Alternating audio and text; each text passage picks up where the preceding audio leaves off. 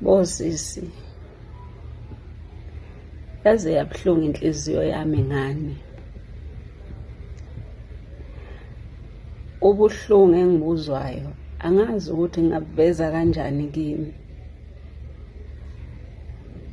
Ngilimele ngale ndlela yokuthi ngifise ngabe lokho engikuzwayo nengikubonayo nani niyakubona. Sengize ngifisa ukuthi ukuba ngikazi okungcono ngivele emehlweni abantu, ngoba izinto engiyizwayo ezikhulunywa ngobhuti ngani nobudlelwane abakubo zingishiya ngimangele, zingishiya ngibuza ukuthi kaze kanti sifunani. Ibhlungu into engiyizwayo, cishe sekulidlanzana impela lo bhuti bengena ebhokisini bekhuluma udaba olufanayo. Bosisi, ngithola mina inkinga yokuthi kanti abantu besilisa bayakwazi ukuthi banithole emaphutheni okujola baphinde bahlale nani. Ngithola inkinga yokuthi obhuti yibona babekezele ukwedlula ebudlelwaneni enabo. Bodadewethu, uma ningeneliswa ilokho obhuti abayikho, kungani ningabashiyi? Ngibhlungu ngoba sibabaza usuku nosuku, sibabaza abantu ababulewe bebulawa izithandwa zabo.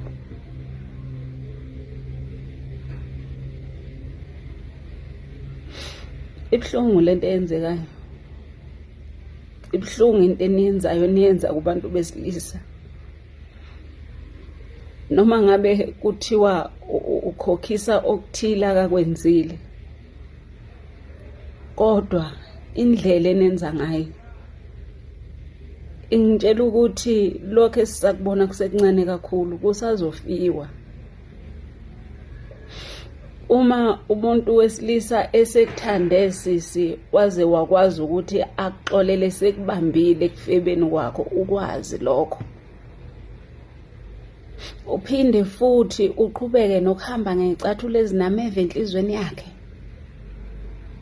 kahle hle yini oyilindele lapho? Size uma ungeneliseki ilokho ubhuti akayikho kuwe, awumali ngani? Yini uthatha i-advantage yokuthi ukuthanda kangakanani?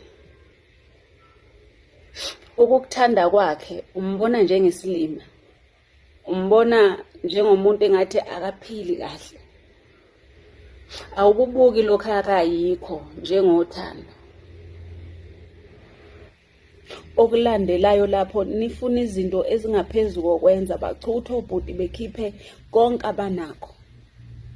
Ubuhlungu engibuzwayo kungena abantu besilisa abanohlobo lwabantu besifazana ababathande benezingane zabo, kodwa mangabe seningenile nalabo bhuti ebudlelwaneni, ninezingane zenu banamukela nenjalo.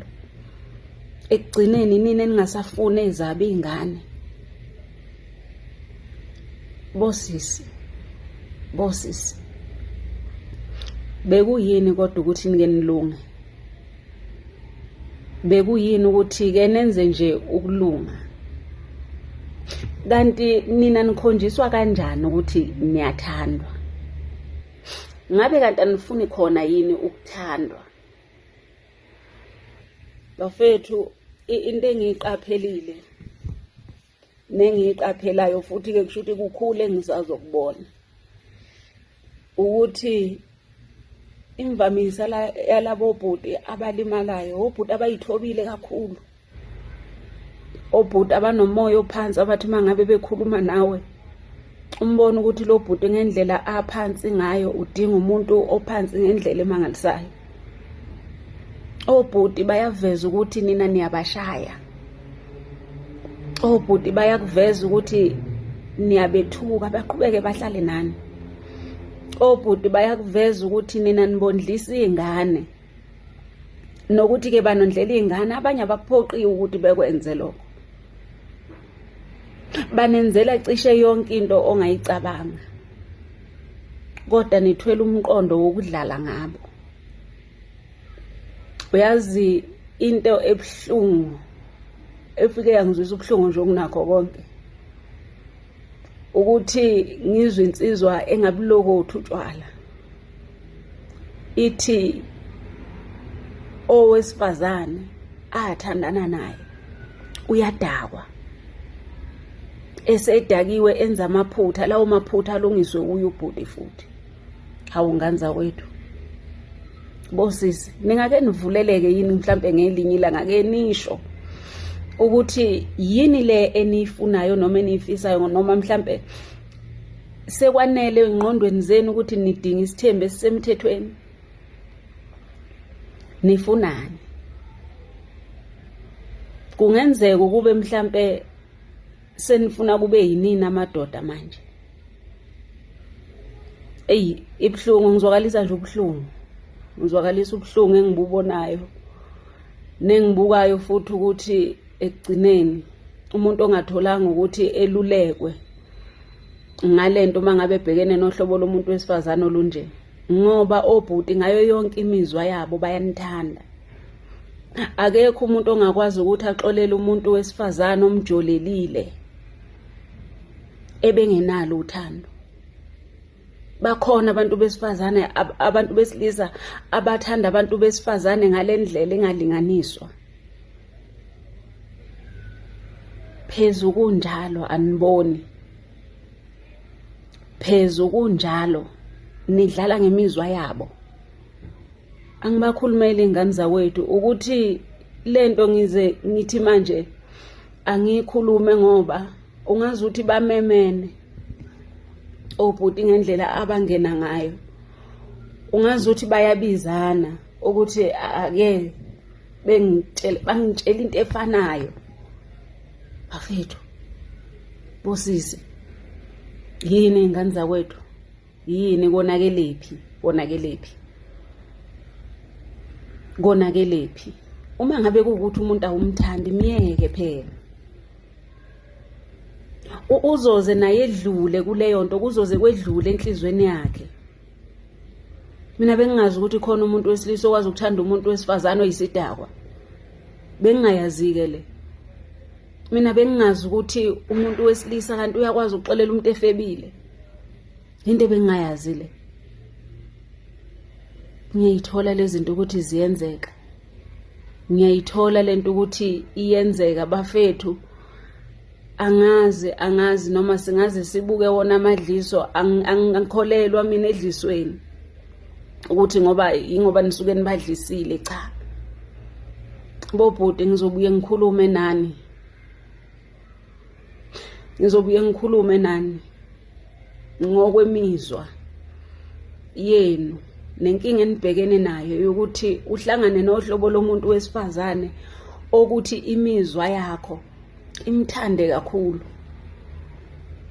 Imthande ngalendlela yokuthi awukwazi ukuqhubeka nempilo. Ngiyafisa bafethu sibukeni lento ngoba impela kusazofiwa kakhulu. Kusazofiwa kakhulu. Yabona nje kakhulu ngidumele nje ngendlela emangalisayo. Ngidumele umzimba uyathuthumela. Izinto engizwayo.